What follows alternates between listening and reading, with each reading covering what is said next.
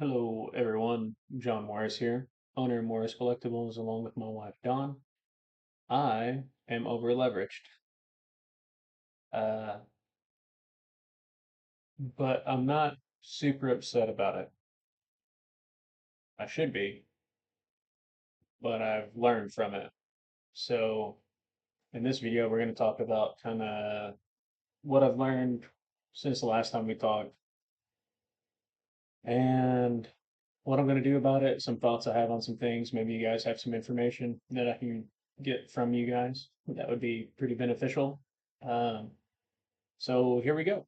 I unknowingly tried to speed run the Pokemon card business. uh, Turns out that doesn't work.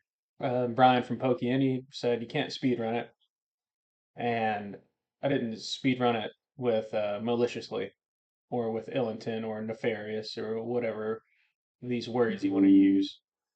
I apparently I'm out of OneDrive space, but you can't take shortcuts and succeed, and that's anything in life. And you're not going to build wealth overnight unless you just come across some uncle you didn't know about. So,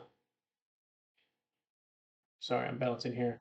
The get rich quick schemes or Ponzi schemes, it's all none of that's going to work, right? So, I guess I kept seeing a lot of this stuff and had very Timmy behavior, I guess you could say. I made the cake, but I made it in the wrong order. I put frosting, cake, sprinkles. Sprinkles don't belong on cakes, by the way. But to it's another video all in itself. I've got some notes down here, so if you see me looking down, I'm just gathering my thoughts. Um, and what I mean by that is I did all the things correctly, but I did them in the wrong order. So now I'm stuck. So I sourced inventory. What I thought was sourcing inventory, what I was doing is finding cheaper prices out and about, and then expecting to sell them at market. Ooh, I'm a scalper, uh, or capitalist, or however you want to phrase that. I think scalper is overused. I think a lot of people are just running on that bandwagon of your scalpers. Everybody's looking for someone to blame. Anyway, totally different topic. So I thought of sourcing all this inventory, and I made my website. I didn't publish it until recently. The shop button does not work. So I have to go back through and fix all this stuff, readjust inventory values. We've been doing some pack breaks, so the inventory is not accurate. And then I got Japanese distribution over here. Got Terastal, Raging Surf, Stellar Miracle, and Battle Partners. So that's pretty sick. And then I filed the LLC. I've been talking about it, and I thought that I had done all the things that I should have done, but I didn't. So it's officially being filed this week. So I am stuck. Can't move any of this product because I'm not going to sell it as a sole proprietor. So I'm over leveraged.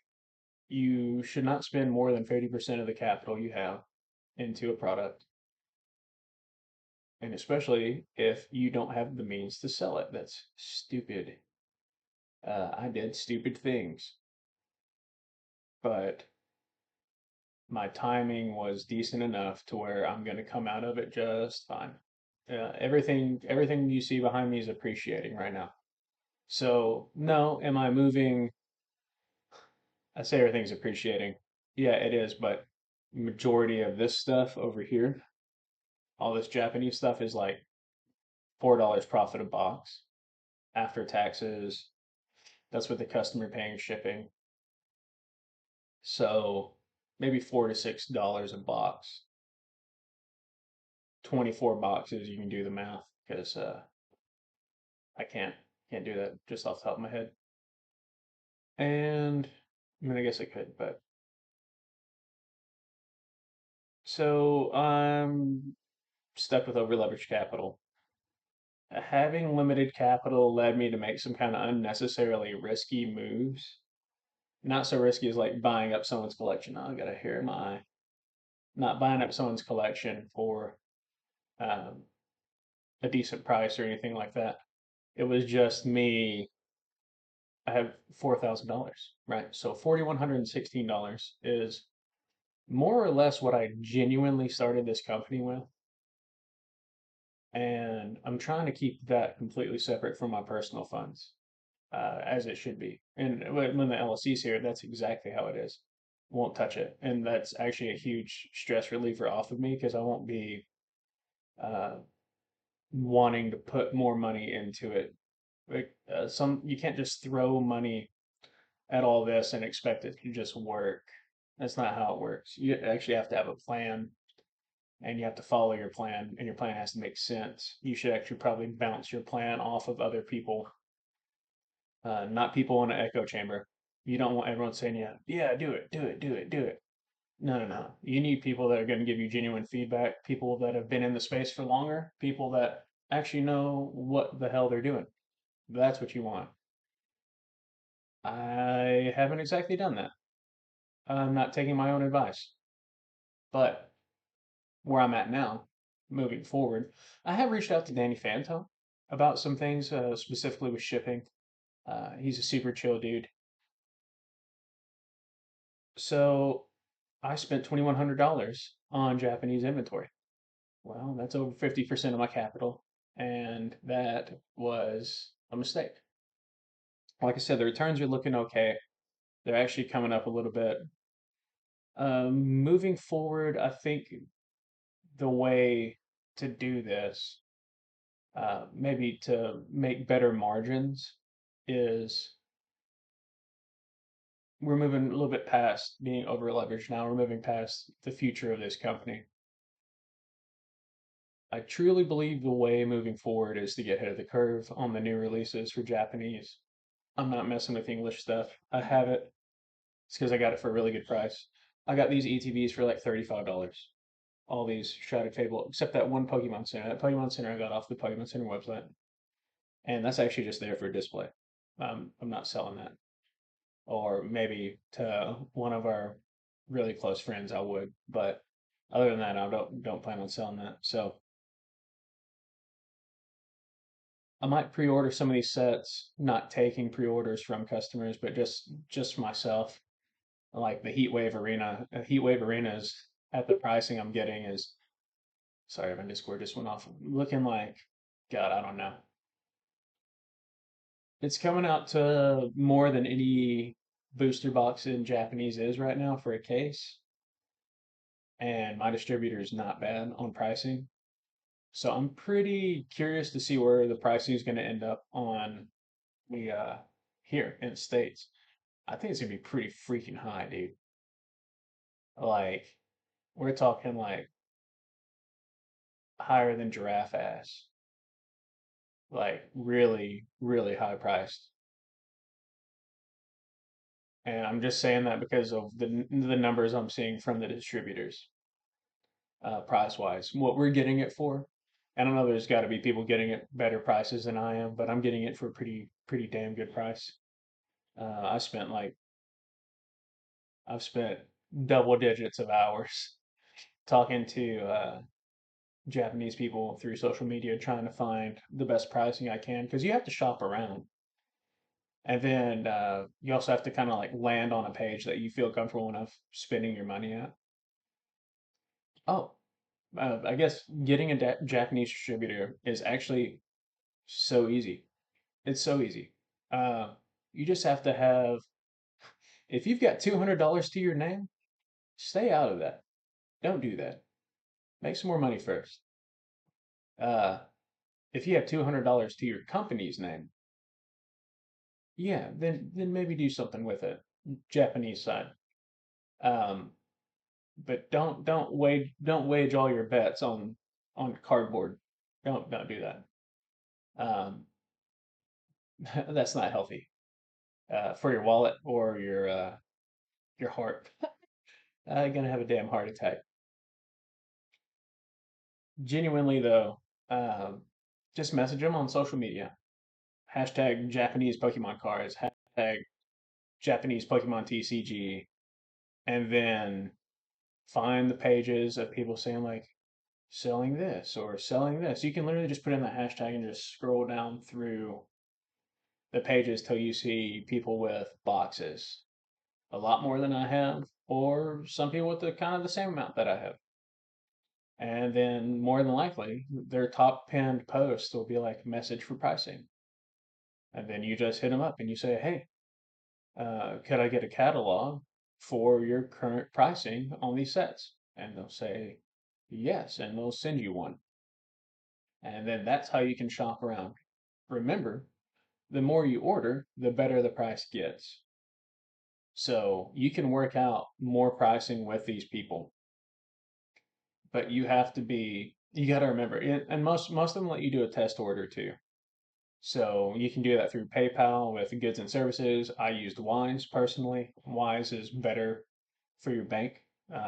It costs a whole lot less to use Wise than do it through PayPal. They're going to charge you more if you do PayPal. But that's how you can do a test run if you're really concerned about that, which I'm not telling you to not be concerned. It's your money, but I used Wise. So I truly believe moving forward, I think I'm going to skip Heat Wave. I think I'm priced out of it, especially being locked up so tightly in all of this stock that I have. I think Glory to Team Rocket is what I'm going to try to pick up. So, about the time Heatwave releases, I'm hoping to have liquidated majority of these big Japanese boxes. There's some local shops here that I get better pricing through my distribution than they do for their Japanese, so I'm going to end up reselling to them for a better price than they're paying here because they're getting their Japanese cards from the US. And if they can buy from me for a better price, then I can turn around. I'm moving inventory that way. I don't need to make huge margins. It is most definitely a volume game. Sealed product is volume. And that's something I'm realizing too. Uh, $4 to $6 a box on most of this stuff. Profit. That's after taxes. That's not terrible. But you're going to need a lot of you're going to need 300 $4 boxes to pay your mortgage. You're going to need 600 $4 boxes to pay your mortgage, get your groceries, pay your car insurance, and pay your car note. If you've got a family, you got a lot of $4 boxes to sell to be able to do this for a living. So it is volume. It is volume at reasonable price. And I'm figuring this out. The more and more I look at these numbers, it's not just, oh, hey, we're selling this box for like 300 bucks and you make $150 profit. Uh, the big bad tax man gets a pretty big cut of that. It's not that simple. Maybe you could do that with like graded cards and stuff. Maybe if you're like eBay flipping or something like that. Sealed product is not that, especially Japanese sealed. Korean might have better margins. I used to live in Korea. I live in Dongdaecheon, Korea, actually. And I have some friends over there still that I'm going to reach out to and see if they can get me in with some folks that do the Korean distribution. And that's my way moving forward with that one. Uh, we're planning on using our English packs. Like, we've got a box, it's behind me to my right. It's full of rip and ship packs or pack break packs. We've been using those in live streams for pack breaks. I've kind of chalked all that up to that wasn't really procured with business money, that was more personal funds. So I'm kind of using that advertising. If people want to buy packs, they'll buy packs. But we're having a lot of fun opening them on stream, being able to meet a lot of you people, building up a community. I know usually when business people say community, they're just full of shit and they're like, oh, it's community, we're family. No, but we are a community. We all like Pokemon. We're all nerds. It's cool to actually genuinely sit down and talk to some of these same people frequently and have them interact and see how their days are going. And it's all because of cardboard. So I think that's amazing. So that's what we're using all those packs for. We are still doing rip and ships. Most of our packs are like $7 a pack. Some of them are $6 a pack. Some of them are like 8.50 a pack. Most of them though are like $7. Um, the margins on those are very low, very low. That's also a volume game. And you also have to figure out how to ship to these people for an affordable price. Well, 10 cards in an envelope takes 2 stamps. It takes I don't have them sitting here, they're behind me. It takes a forever stamp and an ounce stamp. It takes $1.01 to mail that to most places in the US. Or you can overpay and use 2 forever stamps, which would be closer to $1.50. So if I'm charging you $7 for a pack, that's where that 150 is going. You're paying your shipping. But then I make no profit. So that's not conducive. So I've been trying to wrap my head around all this. So do I have people pay the shipping and then I just rip the packs, or is it by volume again? If they, let's say they buy 5 packs, well, then I charge them a fixed rate for the shipping instead of tacking on shipping for each pack, or maybe it's by order total. That's probably the best way to do it, right? Is by order total. So they get the more bang for their buck. The more they order, the easier it is on shipping. That's probably, realistically, that's probably the best way to do it. But I would hate to charge a dude like $4 to open 1 pack. So by the end of it, they paid $11 for a $7 pack or something like that. I don't like that. So I got to figure that out. But the 1 pack we know is $1.01. So win some, you lose some on that, I think. But really, you should be winning more than you're losing. Otherwise, you're not making any money, and that's the point of a business. It's financial freedom, right? So I don't know. Uh, Something I do know though is the cost of Japanese cards is going up in Japan. So I don't know. I don't know how these prices are going to be. I know I said this earlier, but I really have no idea what the prices are going to be moving forward. They're pretty freaking high. These new sets are already more expensive. I won't tell you how much they are, but I'll tell you they're more expensive than Terastal, and they're way more expensive than Battle Partners when it first came out. Battle Partners was like $130 when it first hit, and these are more expensive than them. So I'm not saying buckle up, but I am saying just be ready for that first wave because it'll probably go down, right? I don't anticipate Heat Wave staying up in price for a very long time. I really don't. I don't anticipate that. I do think the Rocket set is going to be huge. The internet is rejoicing. The Rocket set. So Glory of Team Rocket is the second set with Heat Wave coming into um, Destined Rivals. Destined Rivals is confirmed to have Team Rocket Pokemon. We're talking Mewtwo, Rattata, Ekans, Arbox, Weezings, Coughings. We're gonna have a Team Rocket stuff, and it's got like the Fire Red, like Soul Silver, Heart Gold, all that stuff. My cat's over there, and the artwork looks great. So I've been ranting, and I hope you were able to suffer through this. This is just some thoughts I had written down today on my phone. So thanks for listening. I'm John Morris.